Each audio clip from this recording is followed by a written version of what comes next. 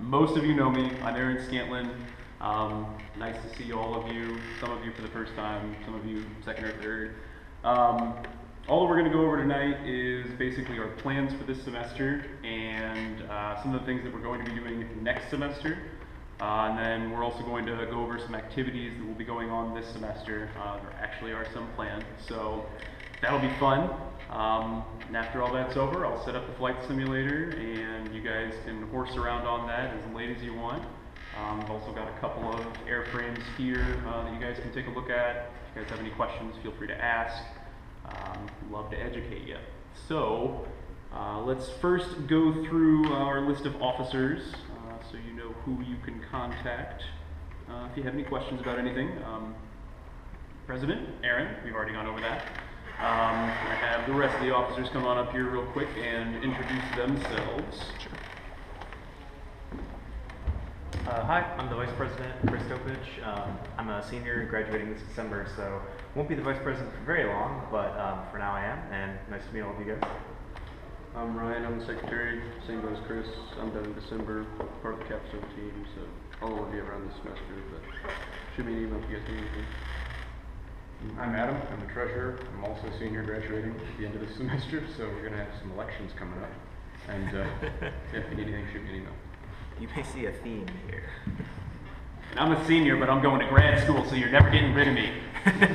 But seriously, we will have some elections in December, so if you guys are interested in that, if you guys like what goes on in the first month or two, definitely tell me that you're interested in those positions, and we will go from there.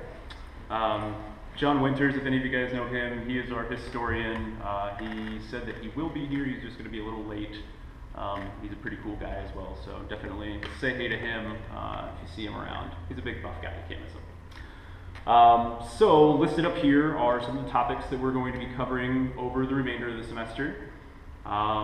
Basically, I feel like in order to be a leader in unmanned systems, what we need to do is give you guys a little bit of knowledge on the ground level, so that way we can build that up and you guys will actually be able to look at different aspects of unmanned systems and sort of decide on what it is that you want to research a bit more in depth and try and come up with something new or an improvement upon it. We're not looking to focus too deeply on any one topic. Again, we want a broad level of knowledge so that you guys have enough to go into next semester with and hopefully help out any new members that we take on next semester as well. And then they're necessary. They're going to be informational lectures. I know that sucks. Nobody likes doing PowerPoints. You have to go through that in class, and now you have to go through it here. But there will be some fun things throughout the semester that we can do to remedy the boredom of PowerPoint. So let's see some of the stuff that we're going to do. I have a simulator. It's pretty neat. The controller that you see listed there is what I was supposed to bring. I forgot it. I have a fancier one instead. But this is hands down one of the best simulators for airplanes and for multi-rotors. Obviously, as an unmanned systems team, in general, we don't specifically focus on air only. I don't want to get that point across to you guys. It's just that the university has done a decent bit of research into unmanned systems with airborne vehicles, so that is what we have a lot of right now. But again, you know, if you guys think of ideas for ground-based or sea-based unmanned systems, by all means, if that's what you want to pursue, you just let me know. We will do what we can to support you from there. All of the general knowledge and principles that I talked to you guys about with unmanned systems does apply to all of them regardless of where they're operating, at least mostly, obviously, common sense. Another thing is that users can create their own models in real flight, which is pretty neat. So if you guys do have ideas for airborne unmanned systems, with a little bit of work, we can probably model that up in real flight, and you can kind of see what it might act like in the air were we to actually develop that. So if any of you guys happen to know of any decent land or sea-based radio control simulators, I would love to hear about it. I've looked around, really haven't found anything. Some of the members of the user community for real flight have put out like DeLoreans and various other exotic cars that you can drive around in the sim, but obviously the physics aren't quite right for the cars. Also, on Saturday, this is short notice, and again, I know it's another airborne thing, but there is a club in Columbia called the Mid-Missouri Radio Control Association. On Saturday, they are having a chili fun fly. If you guys want to come out, it's basically all of the RC pilots in Columbia as well as Jefferson City. I think there is a group coming out from Eldon. A few other cities around mid-Missouri are going to come out, fly their airplanes, their helicopters, their multi-rotors. Should be a lot of fun. Come out, some free chili. If you guys want to bring like a side that goes with chili, that would be awesome, but not compelled to for sure. Yeah, see what a bunch of mostly old guys can do with a hobby that they've been doing for a really long time. Some of those guys are pretty excellent at their helicopter flying. It'll be something to see. And then, oh, what's up, Chris? I'll add that that field is kind of in the middle of nowhere, and there is actually a sign that says like road closed. Yep. So yeah, if you see that road closed sign and you try to go there, just ignore it and just drive around it. If you're interested in going, let me know. I can take 3 to 4 people or so. If we have more people than that want to go, we'll figure out how we're going to get everybody out there. But yeah, the directions are a little bit complicated. So it is at 10 a.m. Is when it starts, and I believe it's going to go until probably 3, 4, something like that. Obviously, you don't have to stay the whole time, but yeah, highly recommend checking it out. It's a lot of fun. Good way to meet some people that have been doing this for a while as well. So we are also going to have a design contest. A lot of you have now joined the OrgSing group. Again, sorry, I forgot to invite you. We have got this really ugly, gray, sort of generic blob thing there for the symbol representing the group. That really sucks. I think it would be super cool if we had an actual, I guess, crest emblem, whatever you want to call it. So to that end, I'm going to open up a design contest. So anytime between now and November 30th, if you fancy yourself an art designer, try and come up with a logo for us to use. At the December meeting, the first December meeting that we have, we'll take a look at all the entries and we'll vote on it. And whoever wins will get an RC car, boat, or plane, or multi-rotor from Amazon.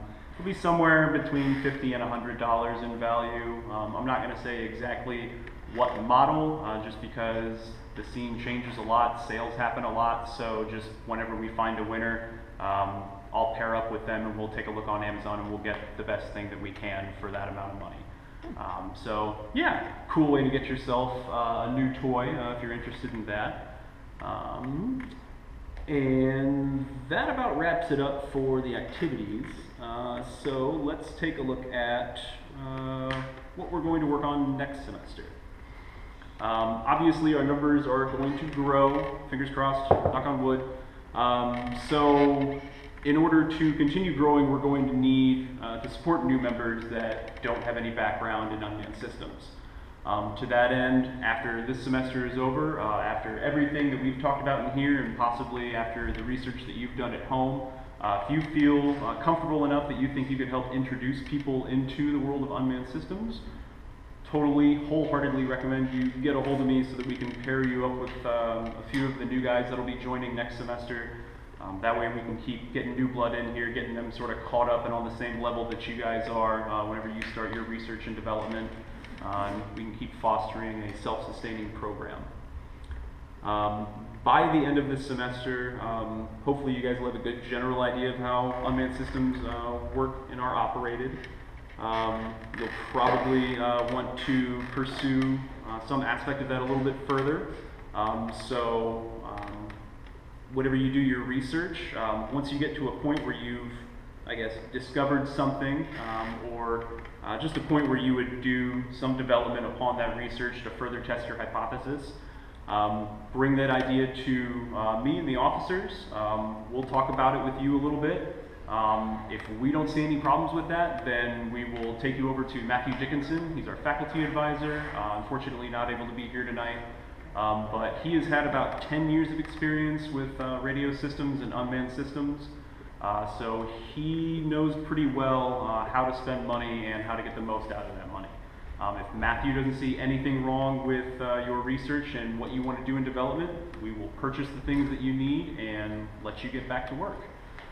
So again, hopefully this will be a really cool way for you to actually get to create something that you've thought of and that you can be proud of. Once you've developed that and fully tested your hypothesis, come to some sort of assessment, not necessarily use an individual, but perhaps you as a group, whatever you choose to do. Then we would like you to document that process and document the assessment as well, because we would like to publish these findings that you get in academic journals. That is a really good way to get your name out there in the world of academic publishing. Huge benefits whenever you're looking for jobs places. You can be like, oh yeah, I'm totally published in such and such journal. That looks really awesome on your resume. So not only that, you feel smart too. So pretty neat. There are also a number of competitions that go on, both in the US and outside, worldwide competitions. Let's see, there is the Sea Perch Challenge that is held in North Dartmouth, Massachusetts. Ground vehicle competition is held in Rochester, Michigan. And the International Aerial Robotics Competition is held in Beijing, China. These are all competitions that we could definitely compete in once we've got enough knowledge under our belts and once we come up with an action plan to compete in those. Basically, what type of competition that we compete in as a team on a given semester or year will depend on the interest of the team. I mean, if you guys want to work with underwater systems, then we will look for underwater competitions to enter, air systems, air competitions, etc. You get the idea. Hopefully as we grow, we will have enough members that we can support doing multiple competitions in a year. That would be really awesome. I would love to see us just sending teams of us out left and right and bringing home the bacon and the awards and the glory. So yeah, definitely look forward to that. Myself and Adam actually went out to Maryland over the summer and competed in the Seafair Challenge. Despite being Seafair, it is an aerial competition, but we were taking pictures from an airplane about 400 or 500 feet in the air, and then trying to classify targets on the ground and recognize some characteristics about them. So it was a lot of fun. We learned a lot. We cried a little bit, but came out better because of it. So, and Mizzou placed 14th out of 33. So hopefully we'll jump the other 50% of the pack this upcoming year. And there will of course be fun. Would like to see us host a variety of events on campus aimed at getting other students to either think about unmanned systems or how they can benefit from their use, as well as get them to join our team, obviously. We'll address this in more detail later on, but if you have any ideas of what we can do around campus, holla at me or any other officer. That would be awesome. What up, Chris? Do we have a Facebook page right now? We don't yet. We should get on that so that we can have people post ideas and communicate and stuff. I am game with that. Are you interested in running it? Yeah, I can get that set up. Okay, killer. Well, Chris is going to set up a Facebook page now, so that's pretty sweet. We can now integrate our social lives with our academic lives. Maybe Twitter too. All right, I think that is about all I have. I sort of rushed through that, I think. But any other questions, comments, suggestions? Yo. I could run through the presentation that we did on the competition that we did in Maryland. If maybe you guys would be interested as like an example application of drones, something like that. Sweet, I love it. Cool. If you want to exit out of that, and we'll just pull it up on the Google Drive. Yeah, so like Aaron said, there's a variety of different competitions that occur, around the world, and those competitions are great because, if you know you want to be involved in drones, but you don't really have like a specific project idea that you necessarily want to focus on, the competitions are great because they give you like a clear, quantifiable goal to work towards, and competitions are fun, beat other people, get prizes, stuff like that. But on the other hand, yeah, this right now, totally brand new group, so it's very open-ended. So if you guys have cool projects, cool ideas that you want to try and do, and get other people who are interested in UAS systems to try and do those projects with you, I mean, this is the place to get them started. So, while Aaron's loading this up, how many of you guys have worked with UAS drones in any capacity whatsoever before? Just out of curiosity. Okay, cool. And then some people who are kind of new to this as well. So, okay, cool. Yeah, so let me just jog you guys through this real quick. I think it doesn't have a way to like present it.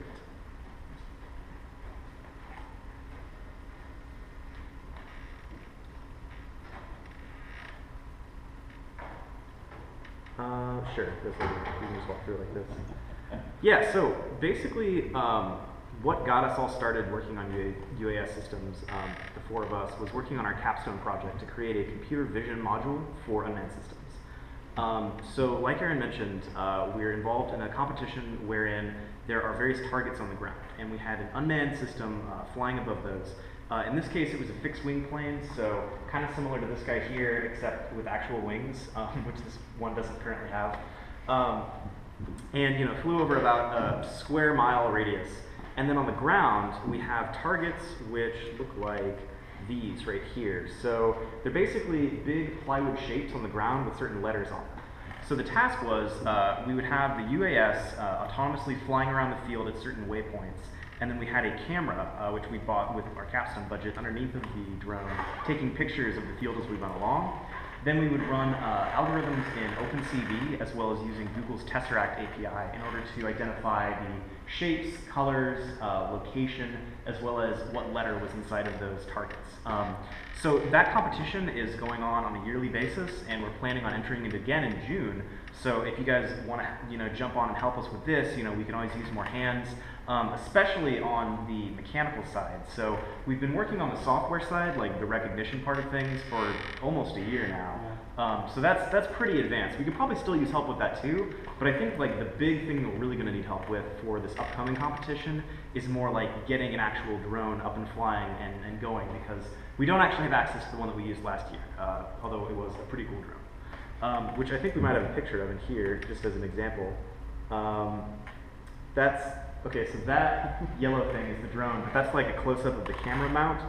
I don't think no, we don't. I guess we didn't. I will.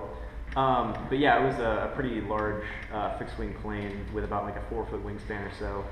And here you can kind of see a system diagram where basically we had an embedded computer on the drone, which is connected to a couple of different cameras actually. One which was infrared, so that we could pick up heat targets, and the other one was just like a normal DSLR camera.